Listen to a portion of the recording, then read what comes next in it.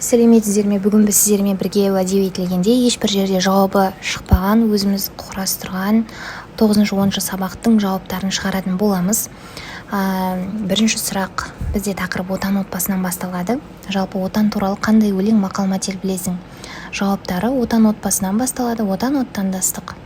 Отан сөзін қалай түсінесің? Отан туған жерің, мемлекетің, ыстық ұяң. Бұл ұғымды қандай сөзбен алмастыруға болады? Қайталанбес жер, ыстық ұя. Келесі. Үшінші тапсырма. Мәтінді оқы, мазмұнын түсіндіріп айт. Тақырыпқа байланысты мәтін берілген, келесі тапсырмалар соған байланысты. Төртінші тапсырма. Мәтіндегі өлең мазмұнының мағынасын түсіндір. Адаммын жаралған сүйек еттен.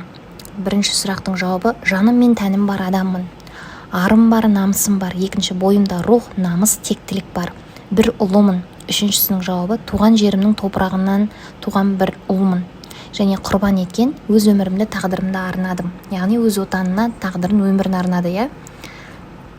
Бесінші тапсырма. Суретке қарап мәтін құра, негізгі және қосымша ақпарат арқылы көтерілген мәселені нақтылау сұрақтарын дайында.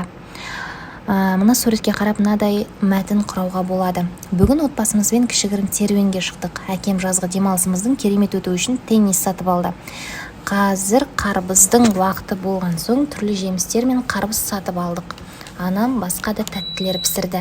Бұл демалыс ешқашан есімнен кетпейді, себебі отбасылық демалыстарды жақсы көремін. Келесі.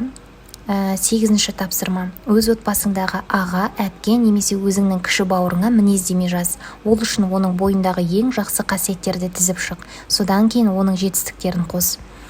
Мен ағаны таңдадым. Бұл жауаптың барлығын дәл осылай көшіру міндетті емес. Бұл сіздерге үлгі ретінде беріліп отыр. Сондықтан осыған ұқсас етіп жазсаңыздар да болады. Менің ағам өте еңбекқор адам. Мінезі тік және қырсық, бірақ өте ақ көңіл. Мен үшін барын беруге дайын. Оның түрі сондай әдемі, жұмысында жасап үйге де көмектеседі. Деген бөлек жазылады. Ағамды жақсы көремін, себебі ол достарының арасындағы ең әзілге жақыны. Сол үшін барлығы онымен оңай тіл табысып кетеді. Және 10-шы тапсырма. Кестені пайдалана отырып шығу парағын толтыр. Қызықты болды. Маған мінездеме жазған өте қызықты болды.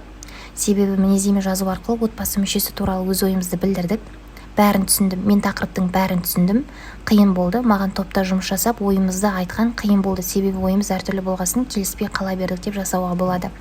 Тапсырма ұнаса міндетті түрде лайк басып, комментарий қалдырып, арнаға тіркеліп кетіңіздер. Осымен сабағымыз аяқталды. Сау болыңыздар.